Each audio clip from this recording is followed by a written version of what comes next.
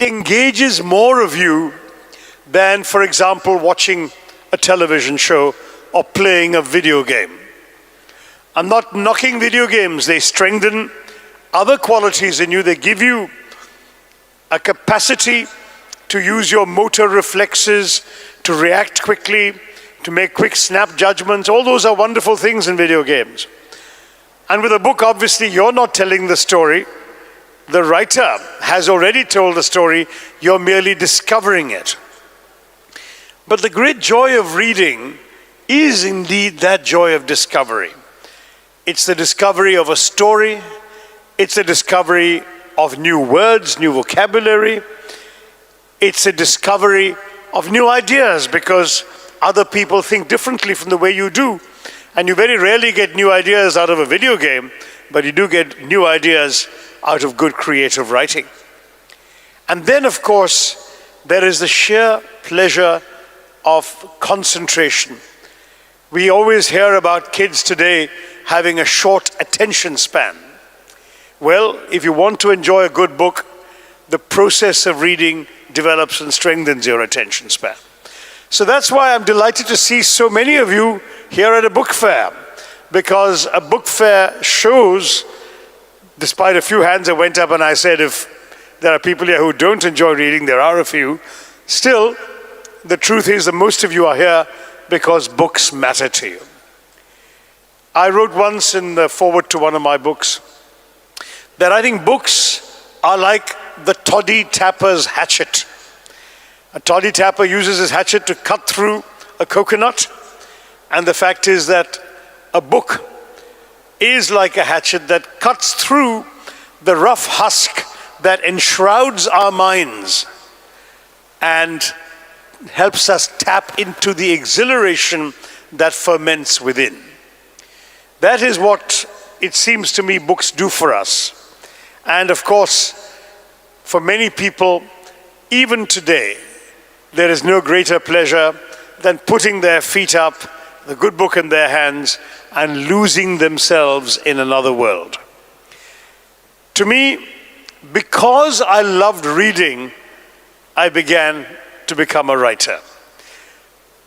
When I was little, I was a voracious reader. My mother used to read aloud to me from the Enid Blyton Noddy books. Does anyone still read those? Any Noddy fans? Nodding? Yeah, there. My generation, yes, but anyone behind? No. Anyway, these are books about dolls in Toyland, which sounds silly, but the adventures were very interesting and very well written.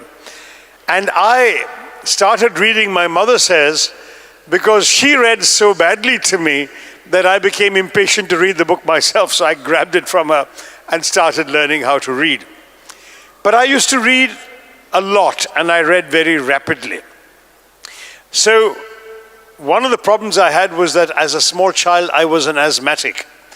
I was often struggling to breathe because bronchial asthma constricts the bronchoids in your lungs, doesn't let the air come in and out normally as it should for everyone. And so it was difficult for me to go out and play with my friends as much as I wanted to. And as I said, I couldn't just stay in bed and watch TV because there was no TV. So I read, and then I exhausted the books available to me because I had no older brothers or sisters. I only had the books of my parents or my own. And if my parents took me to a library to borrow a book, I read so inconveniently fast that I sometimes finished the book in the car on the way home. So when I reached home, I still no longer had a book to read. And that's why I began writing. Because lying in bed, struggling to breathe, you can't sleep, and at the same time, there's nothing else to do. And the one thing I understood was the joy of reading and the power of words. So I started filtering those myself. And some of my first stories were very derivative. They were very much like the stories I was reading. So I remember my first attempt, never published, was something called Solvers on the Trail. Why? Because Enid Blyton, the inventor of the Noddy books, had a famous series of books for children called The Famous Five and The Five Find-Outers and The Secret Seven. So again, like a little child who only knows that world, I invented the 6 solvers, except they were in India and they were solving mysteries in India. Mysteries, I'm sure, very much borrowed from the kinds of mysteries that Enid Blyton's characters were solving in village England. Now, it's a way of learning how to write, because the actual art of composing a sentence, trying to tell a story, trying to unfold a narrative, is best learned by doing. I've always believed that literature and writing are intimate arts, that the way you write, the way you express yourself in words is as much you as the way in which you speak or breathe or talk. And so ultimately, though your teachers, I'm sure, are doing their best to teach you the basic rules of writing, ultimately your style is your essence, it's who you are. And the best way you can find out how well you write, whether you can communicate effectively, whether other people look forward to reading what you've written, whether it's a letter or an email or an essay at school, is by actually doing it, by actually writing. So I wrote, and my father and my mother were very encouraging. My father was amazingly kind in getting my stories typed up so I could share them with friends and show them around. And what happened after that? When my friends started reading the stories and saying, God, that was exciting, or this should have been done that way, or whatever, I began to believe in myself as a writer. When I was just 10 years old, one of my first short stories was published. And after that, there was no looking back. I can tell you, seeing your name in print as the author of an article the first time, or a story, is the equivalent of that first bar of chocolate or whatever that you may feel addicted to, because you really want to keep doing it. That first ice cream cone, the first time you see your name in print. I kept wanting to keep writing. And I kept writing throughout my school and college days. I'd come home, finish my homework, and write articles or stories for publication. In fact, a lot of my teenage stories written when I was a teenager, but not necessarily about teenagers, have been published in a collection called the $5 Smile and Other Stories, which is a collection of stories that were written, all of them, before I even turned 20. So the stories reflect a writer learning his craft. And I would urge you all to try, those of you who raised your hands when I said anybody wants to be a writer, the best way you can be a writer is to write. But in my view, the only way you can be a good writer is if you're also a good reader. Unless you read, and read widely, you will not have a good sense of what can be done with the written word, what others have done, how others have weaved their thoughts and their imagination into words for you. If you can see that and learn from them, then you are in the best possible place yourself. I didn't want to give you a long lecture because I agreed with the organizers that today my real job was to get you to interact with me by asking questions or making comments from what you've known about me and what they've said and shown you. I'm sure that some of you have things you want to ask me or to say to me, and I'd be very happy to react and have an interaction. Is that okay with all of you? Would you like to do that? Yeah? Okay, so who's going to ask the first question? There are mics going around? Oh, there's a line up there of people coming to ask questions. All right, okay. Hello. So you have to join the line if you want to ask a question. My apologies. Tell me who you are and which class you're studying in and all of that. Good morning, sir. My name is Abhishek Sharma, and I study in GEMS, our own Indian school. I'm in grade 8. My question to you is that as the youth, we all have an idol who has always inspired us. So in your college and school days, who was your idol? Ah, that's a very interesting question. I don't know if you all heard it.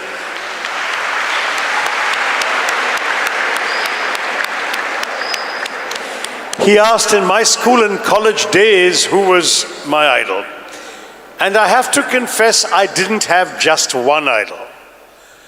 Maybe because my interests were fairly diverse. I had a number of idols, okay? So obviously one idol had to come from the world of sports, and I had two.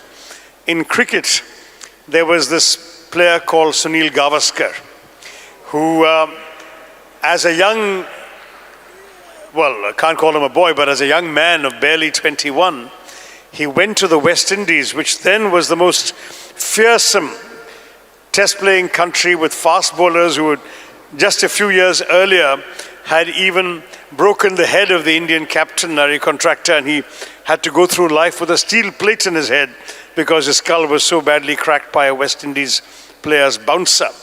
And whenever India went to the West Indies, they always lost all their matches. And here we had Sunil Gavaskar going there in his first series and scoring centuries, double centuries, making a world record 774 in just 4 matches. And he became a hero to many of us.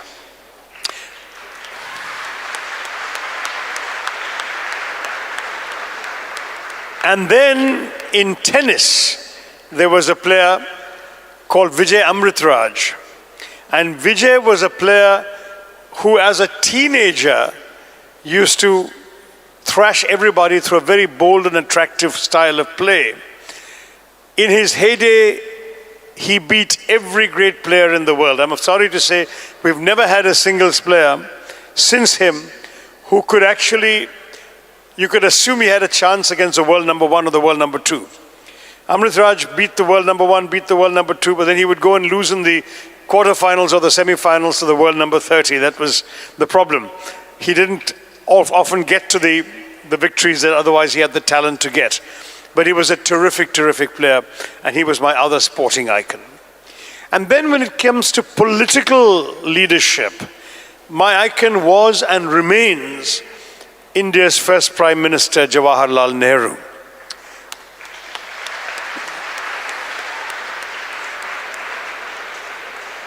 We're celebrating his 125th anniversary, birth anniversary, on the 14th of November, just a few days away. And the thing about Nehru is not that I agreed with everything he stood for. I've written a book called Nehru, the Invention of India, which I've analyzed his legacy and what he's meant to India. And I've argued that there are some things he did that were great and some things he did that were not so great.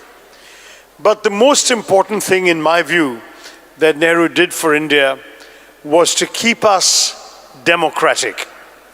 We often forget today, because we now take our democracy for granted. We're used to seeing governments changing with elections, whether in Delhi or in the States. But what Nehruji did was to ensure that at a time when many other newly independent countries which had been colonies often veered into dictatorship because the leader said that that was the only way they could keep their country together and to direct development in the country, Nehru was such a convinced democrat that he insisted on respecting all the democratic conventions. So, for example, Nehru would, at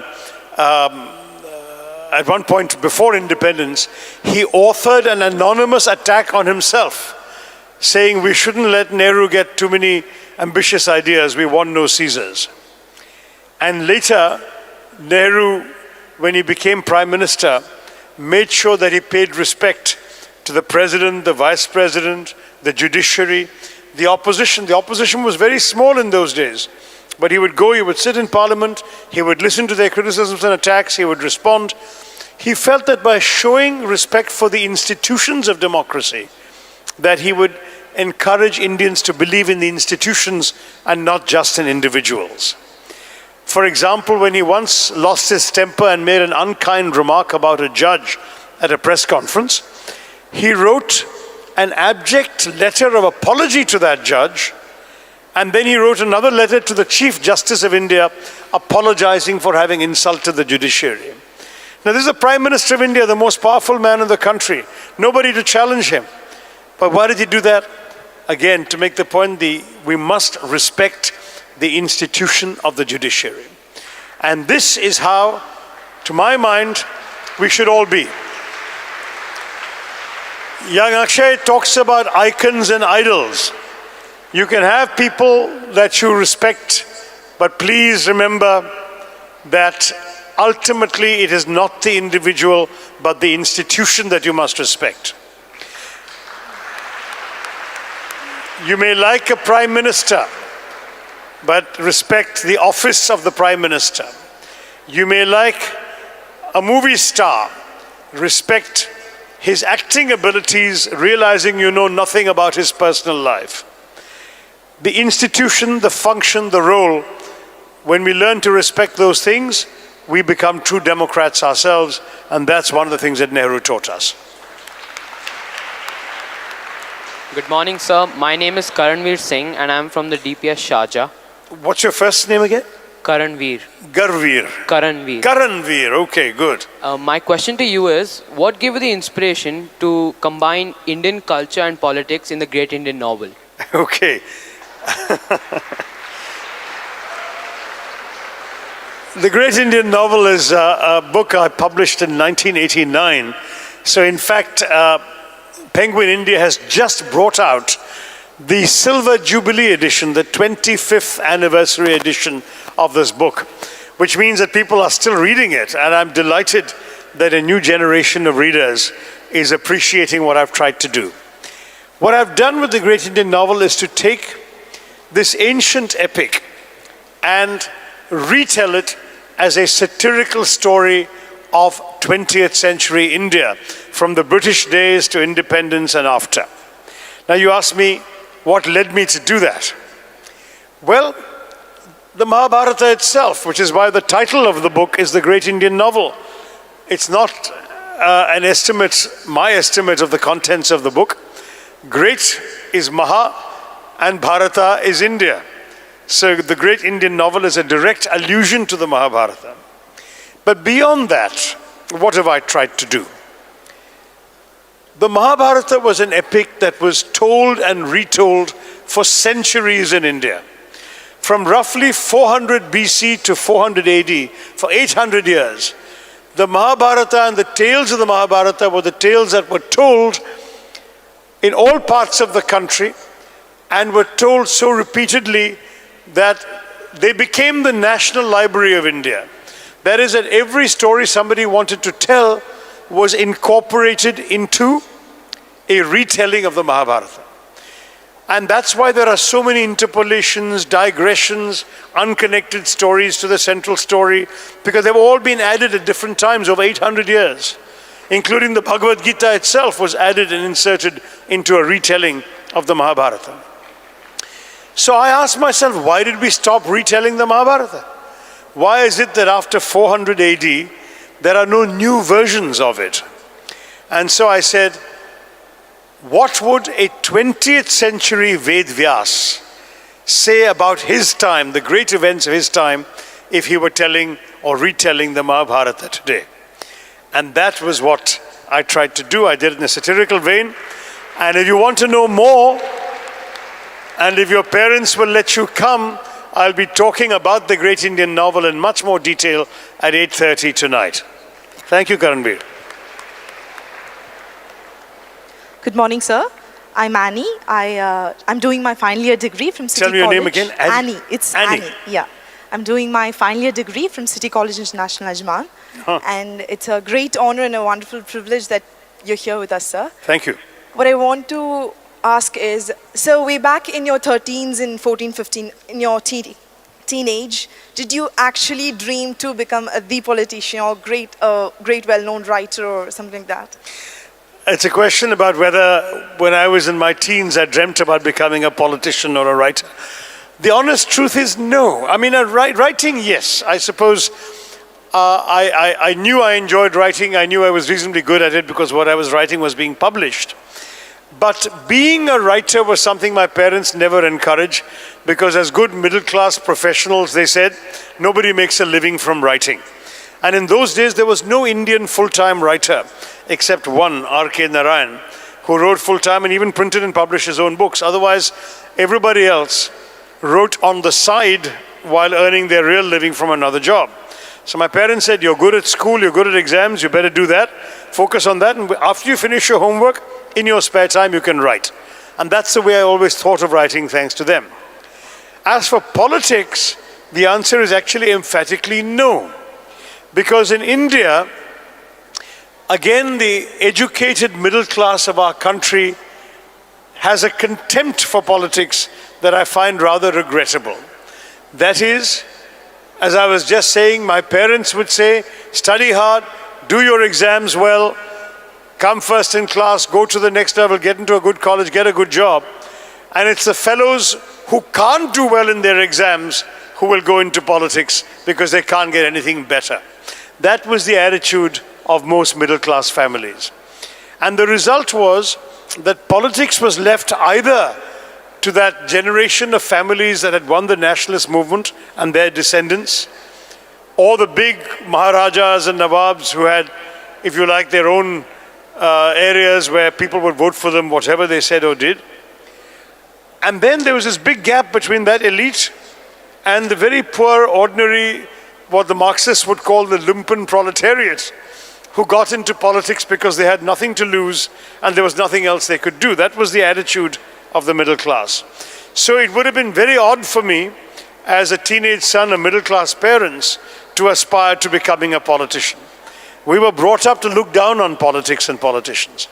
And I want to tell you, I think that's a very big mistake. Because in a democracy, it is always democratic politics that affects our lives far more than anything else.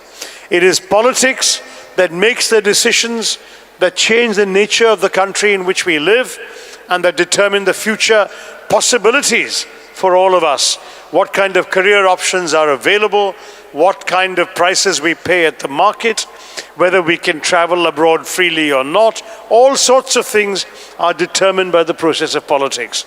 So abdicating politics, in my view, was always a big mistake of the middle class. I realized that mistake a bit late in life, but here you are, I'm there now, and I'm fighting, I hope, for the right values.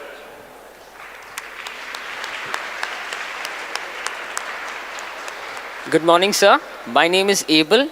And Abel. Yeah. I'm from our own English High School, Sharjah, Boys Branch. And the question I have for you today is, during your time as an advisor in the UN for Kofi Annan, sir, what was your thought about India's relationship with other countries like Pakistan because of the recent conflicts and problems happening?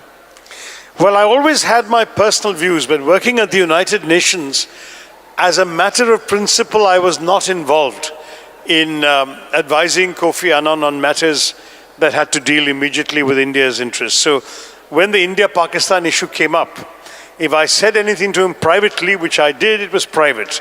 Officially, in the UN, it would not have been considered appropriate for an Indian or a Pakistani to be dealing with India or Pakistan with the UN Secretary General. And that became a matter of some sensitivity because Kofi Annan had a very senior Pakistani as the chef de cabinet and me, a senior Indian, as his sort of right hand or one of his right fingers anyway. And that became, therefore, an issue where we were looked at with suspicion by the other countries' nationals. And we shouldn't have been, because certainly for me, I was a lifelong international civil servant.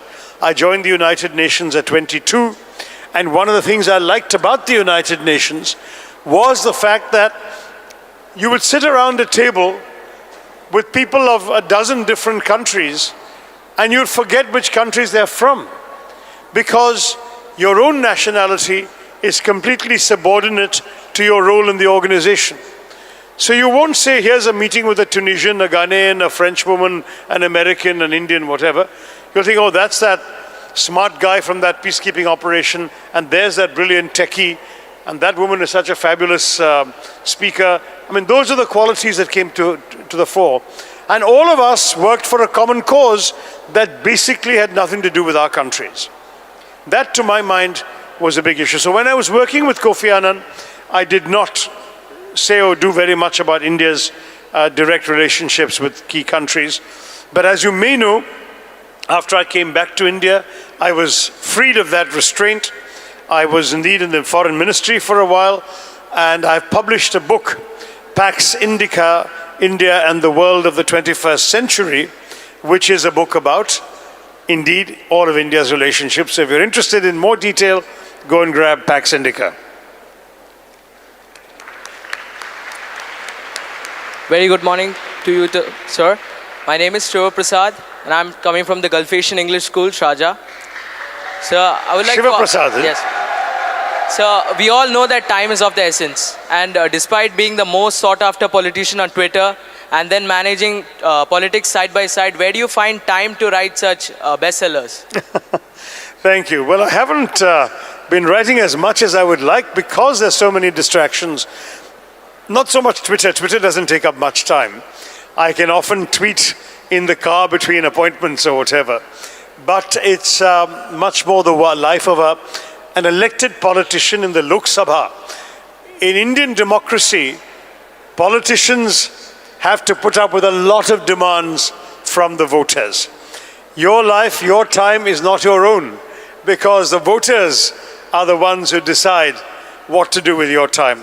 And they will come with their demands, and if you're not instantly available and responsive and willing to help them, then you can forget about getting re-elected.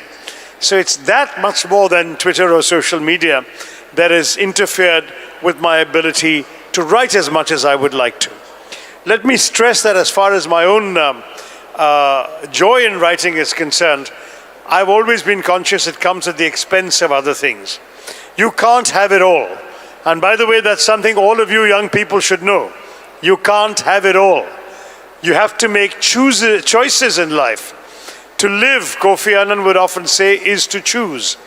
So you can choose to go off and watch a movie or play with your friends or just have a fun time, or you can choose to actually sit down alone for a couple of hours or 3 hours and just write something. If that's what you choose to do, that's a choice that you can make, but ultimately it's a choice you must make if you believe enough in all of these things. Maybe we could get them to settle down a bit. Guys.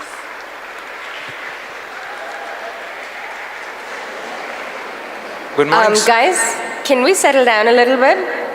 Too much distraction. Thank you. Good morning, sir. My name is Alban Abraham. I study in grade 11. I am from International Indian School, Ajman. So from strong supporters here. So from UN Secretary, UN representative to a MP in the district of Trivandrum, Kerala. So as internationalist to a state level politician, so you have faced many of hurdles to become what you're currently now. So my question to you is that, when we think of current politicians, they all like to get from national to international, like more and more. What made you think differently to come from international to a state level? That's an interesting question. It's never been quite asked in the same way. Well, on the international side, all I can say is that I went abroad as a young man to study. I was always interested in world affairs. I was very much interested, obviously, in India's place in the world, but also in the overall direction of the way the world was going. And I was, I would say, very fortunate, very privileged to have an opportunity to work at the United Nations at a very interesting time that began with all the great humanitarian crises of the 1970s, from the Vietnamese boat people crisis that I was personally involved in handling, right up to refugee crises in every part of the world. And then to be involved in peacekeeping at the end of the Cold War, which was an extraordinarily exciting and at the same time challenging experience. And having done all of that, I had the great opportunity of running for the top post in the organization.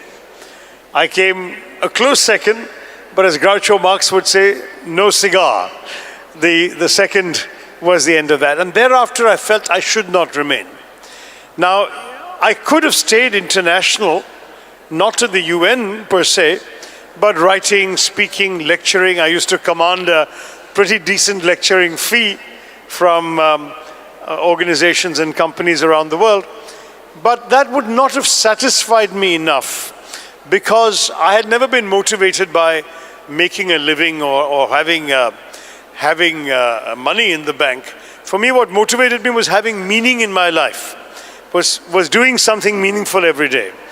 And so the opportunity to do something meaningful in my own country with my own people was, to my mind, a far greater satisfaction, even if it meant some financial sacrifice or some loss of comforts. There is no question in my mind that morally and in terms of my own sense of my place on this earth, my purpose for being on this planet, that I'm far more useful and far more satisfied in this form of public life. I'm not saying I'm entirely happy.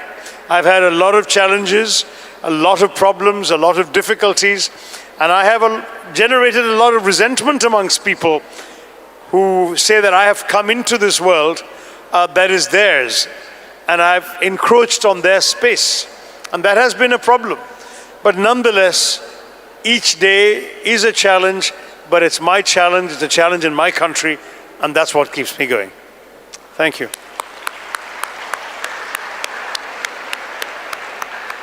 Good morning, sir. My name is Danny Rajkumar. I study in grade 11 in the Emirates National School, Sharjah. Sir, in your book, India from... We've got cheering section from the Emirates National School, Sharjah. Sir, in your book, India from Midnight to the Millennium and Beyond, you have put forth an argument about the importance of India to the industrialized world. But we find nowadays that the modern generation of India, especially the youths, are more likely to work abroad rather than in India, where they're provided with the finest education. Doesn't this affect the development of India directly in the long run? Isn't this brain drain? That Indians, you feel, prefer to work abroad rather than work in India. Is that what you're saying? I'm not so sure you're right anymore. That used to be true for my generation. I have a friend sitting right here who also went and worked abroad, who was in college with me. So we have people from my generation all over the globe. And one of the reasons for that was that opportunities in India were few and far between. What honestly happened was that the number of choices you had for a profession after you left school or college was much, much less then than it is now. But today, I would not agree with you that the majority of Indians want to work abroad. The impression I get is that the majority of those who even go to study abroad come back, which was not true in the 60s and 70s, where a majority went to study and remained abroad. Today, many of them come back. And there are two reasons for that. The first is, of course, there is a recession in the Western world, and so the job opportunities in the Western world are less anyway. But second, and perhaps more important, is the fact that India is not the old India. There are tremendous opportunities, tremendous ways in which you can find fulfilling, modern, professional experiences in India. And that's why I think that people are coming back. I don't worry too much about the brain drain, because even those who went, whose brains were drained out of India, they have continued to support India, invest in India, start businesses in India, be political supporters for Indian causes in their new residences. So I think either way India has gained. Whether they've come back or not come back, India has been the gainer. Thank you. Good morning, sir. I'm Gracie Udip from New Indian Model School, Sharjah. And my question to you is, India and Indians... Finally, we have a girl. Good. India and Indians in all its forms and shapes are almost the characters in your books. Yes. And you are a major portion of your life, you have stayed abroad. So how then could you relate India in such a passionate way? And now, how do you feel being a tree in the woods? Well, I would argue that a writer doesn't actually have to be in a particular place to write. A writer really inhabits his head and the page, or the computer screen if he writes on a computer. And ultimately, geography is merely an address. A writer has to think about things that matter to him, because ultimately when you are sitting alone with that pen and that paper or that keyboard and that screen, it's only you, your words and the medium. It doesn't matter when you've shut yourself off whether the place from which you've shut yourself off is in India or in Dubai or in America, and you're sitting and writing about Sri Lanka. I mean, that's, if you know enough about it, care enough about it, and write with feeling about it, where you're writing is largely secondary. So you can have novelists, for example, writing about things they know and care about, but in a setting like a university campus or a writer's workshop that may be far removed from the actual place they're writing about. They understand the truth of what they're writing, and then geography is just a convenience.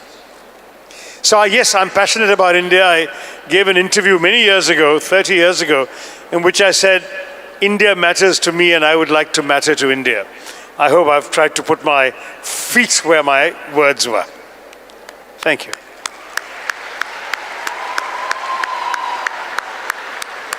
Good morning. I don't think the sound is on, young lady. Good morning. My name is Pratiksha Rao and I'm from Delhi Private School, Dubai. And my question to you today comes from the sphere of politics, as you're a politician alongside with being a writer. My question to you is, do you think dynastic succession still has a place in Indian politics? And where do you see dynastic succession in the future? Well, it's a very important question and one that is very often misunderstood, this question of dynastic succession. That is, should a politician's son or daughter inherit the political mantle of the father or mother? And I think we all know that in India this is a widespread practice. In my own party we have produced several generations of leadership from one family. If you look next door in UP, the Samajwadi Party has one chief minister being replaced as chief minister by his son. If you look in Tamil Nadu, the DMK party's leader, his successor is his younger son. If you look in almost any of the regional parties, the Orissa Biju Janata Dal is led by the son of Biju Patnaik, the famous nationalist leader. And so it goes. It is a widespread practice, and indeed, it even goes down to the individual level, not just parties. That is, that an MP passes away and the seat is given to the son or daughter. We've seen that with Sachin Pilot in Rajasthan. We've seen it very recently with Pankaja Munde, Gopinath Munde's daughter in Maharashtra, from different parties. But the culture appears to be the same. Why does this happen? Well, one answer is because our culture is very much like that. We all know that the sons and daughters of Bollywood stars become Bollywood stars. We know the sons and daughters of doctors or dentists become doctors and dentists, inherit the practice. We know the sons of businessmen take over their father's businesses. Why should we expect any profession to be any different? If you have a chance to take over the family business, you will do it. That seems to be built into the culture. The second factor, which is unique to politics, is that politics requires two things: name recognition and a support base, both of which are inheritable. I can't say that because I am a very good IT professional that my daughter should be an IT professional. She may just not have the talent for it. But a politician can say, my daughter bears my name and she also has the same support, whether it's caste-based support, geographical support, whatever, that I had. Therefore, my daughter should inherit my seat. And in politics it works, because the ultimate yardstick in democratic politics is the voter and the votes. So if these factors make somebody more electable than somebody else, the more electable person is always going to get the chance. And the real truth is that in Indian politics, very often the voter has chosen a dynast rather than a fresh face or a different face. And ultimately, the best sanction in a democracy against dynastic succession is if voters start rejecting people on the superficial grounds of name or caste or lineage, and instead voted for people on the basis of their work, their personal quality, and the performance. We are not yet there, but maybe one day, by the time your daughter comes along to address an event like this, she won't be asking the same question. Thanks.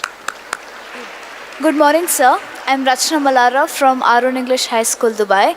Hi. And I speak to you as someone who has lived for 15 out of 16 years outside of India. That's true. And my question to you is, as NRIs, what is our role in the making and breaking of Indian institutions? Wonderful. Okay. All of you, of course, are NRIs. And that's... Now, you all know what NRI stands for, right? Right, non-resident Indian. But in my book, India from Midnight to the Millennium, I suggested that NRI could actually stand for two very different things. One is never relinquished India. People who've never given up the idea of India even while they have physically left India. And the other one for NRI, I said, is not really Indian. Why not really Indian? Because you've grown up in a different culture, with different surroundings, different assumptions, different values, even different habits. Whether it comes to habits of sanitation and hygiene, I bet you don't litter on the streets here, but when you go back to India, you don't think twice about throwing your litter out of the car window.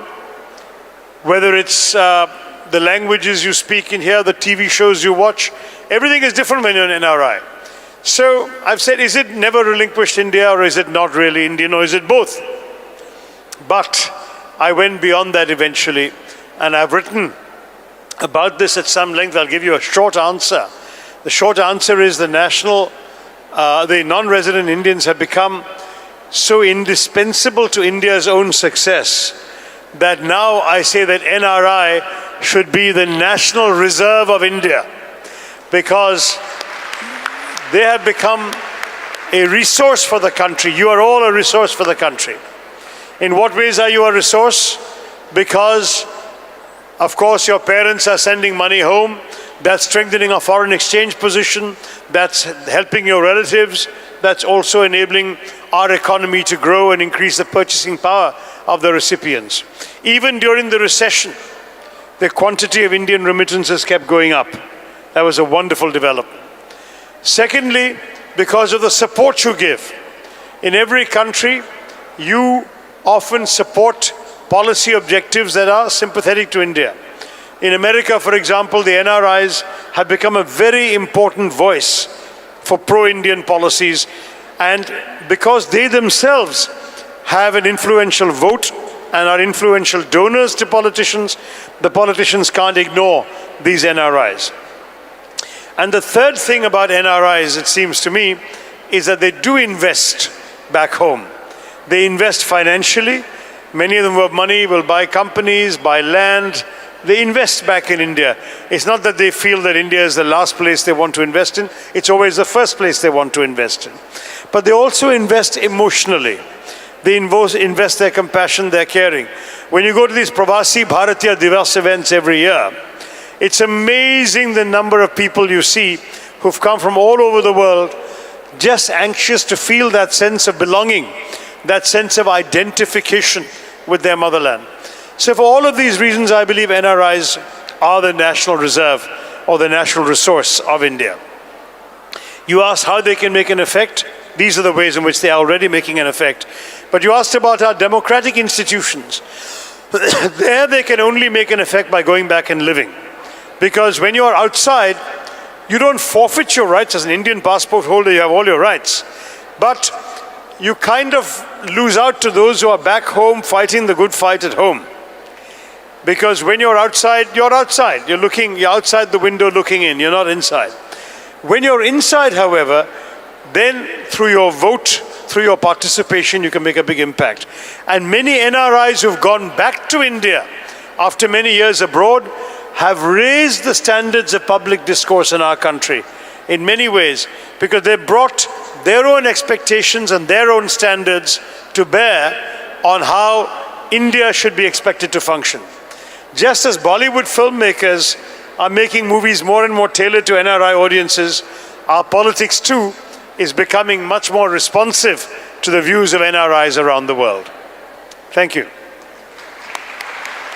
Good morning, sir. My name is Zahra and I'm from Al-Amin Private School. What's your name again? Zahra. Sarah. And my name is Zahra, and Zahra.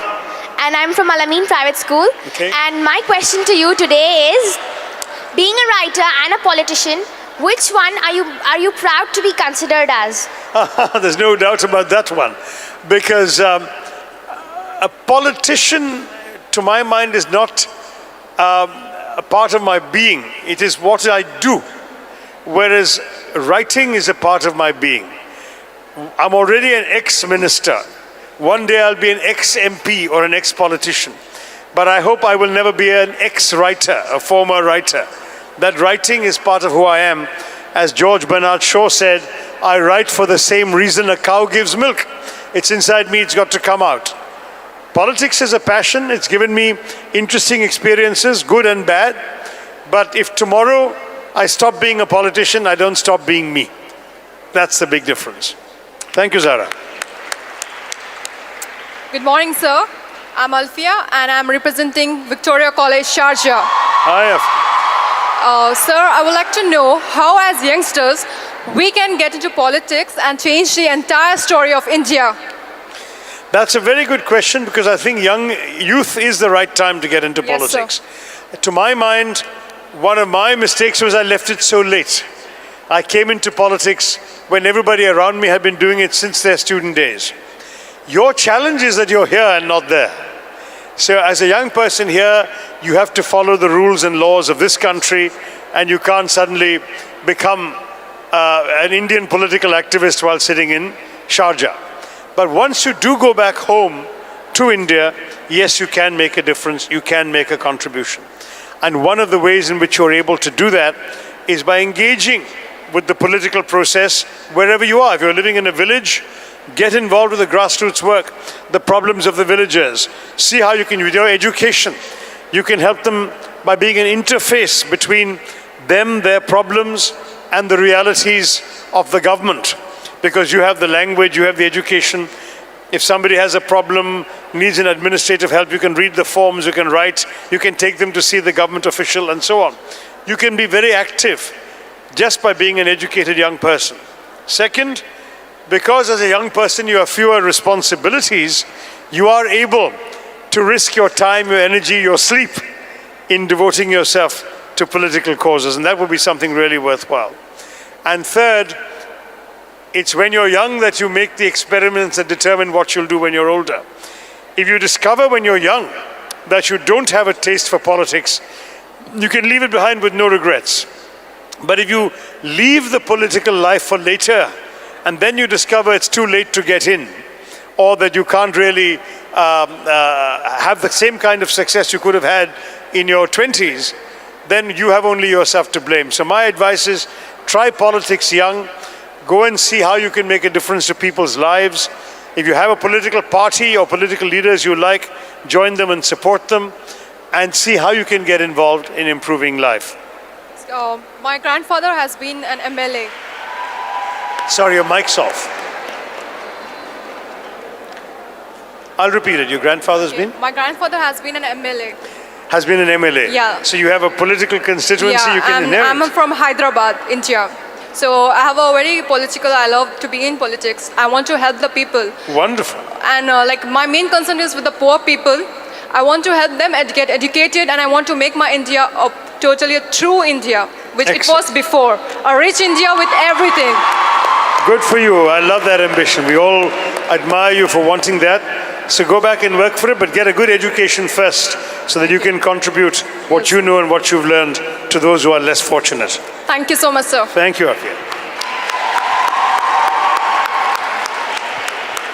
Good morning, sir. I'm Nidhi, and I'm pursuing my BBA in Cromwell. And my question to you is, it's about one of your quotes. There is nothing as the wrong place or the wrong time. We are where at the only time we have. Perhaps it's where we are meant to be. So, sir, do you think this quote has a strong impact in your life as a politician as well as an author? That's a good question. This is a line from a novel, not a work of non-fiction. It's a novel called Riot. And a character says exactly this, that no such thing as the wrong time or the wrong place. we are where we are at the only time we have, perhaps where we're meant to be. And I say perhaps because even as the voice of that character, I don't want to eliminate the possibility of free will. I'm Indian enough or Hindu enough to believe that destiny lays out certain possibilities for you. That often two people may work equally hard and one succeeds in a certain way and the other doesn't. And often the difference is explained by factors that cannot be rationally analyzed. There are opportunities that destiny gives you. But ultimately, I would insist destiny alone is not enough. You still have to make a choice. You can have the greatest horoscope or the greatest fate line, but if you go and stand in front of a speeding train, it makes no difference to your destiny, you're finished. There are some things where you make the choice. If you jump off a 30th floor of a building, it doesn't matter how good your opportunities were. So there's always, perhaps it's where we're meant to be. You could have been somewhere else. You chose to be here, and that gives you your anchored role in life. I'm Salman from JSS Private School. Hello, Salman. And my question to you is, like, you've been writing since you were a teenager and even before. What is this thing, like, even today inspires you to write, and how do you, if you get like writer's block, how do you like go through it? Well, I haven't so far suffered from writer's block, but that's because I have so little time to write that when I do get a chance to write, I write with a ferocious determination and energy. I think Salman Rushdie once said, why should writers be allowed the luxury of writer's block? After all, carpenters don't have carpenter's block, and engineers don't have engineer's block, and plumbers can't have plumber's block. They have to work all the time, and writers should be a profession. They must work the same way as well. So that's the answer, I suppose. I write because it matters to me. I gave you the George Bernard Shaw quote. It's like a cow giving milk.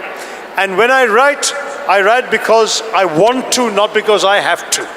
And that applies to all of you, I hope. Write because you want to, and you will write things that will mean something to you and to your readers. Thank you. Last question. Okay, the young girl. What's your name? I'm Malvika Rajesh from Rajgiri International School. Hi. So my question to you is, so you're an orator as well as a writer. So which one do you think will have a greater impact on the society? Oh, that's very sweet of you. And it's a very difficult question to answer. Historically, the answer would have been the writer, because the oratory of any famous person is only heard by the audience around them, and when the speech is over and they've gone, that's the end of that. Whereas the writing will remain on the bookshelves to be discovered by future generations. But now we have YouTube, so even a good speech can be watched by later generations. I delivered a speech at the TED conference, I remember, where the audience must have been maybe 250 people maximum, 300 maybe. Today, that speech, that very same speech on YouTube, has been watched by 2.5 million people over these last 4 or 5 years. So yes, I don't know, but because if people are going to lose the habit of reading, then maybe speaking and being able to listen to speeches on the net will become equally long-lasting. But I have a bias in favor of the printed word, because I think you don't require an expensive computer and an internet connection to watch it. You can pick up a book, sit on a beach and read it and be influenced by the ideas. So my answer would be the writing. Thank you all very much. Thank you. Thanks, kids. I'm sorry that it went on so long that many of you had to leave. But thank you for coming and for your very, very stimulating and well thought out questions. Appreciate it.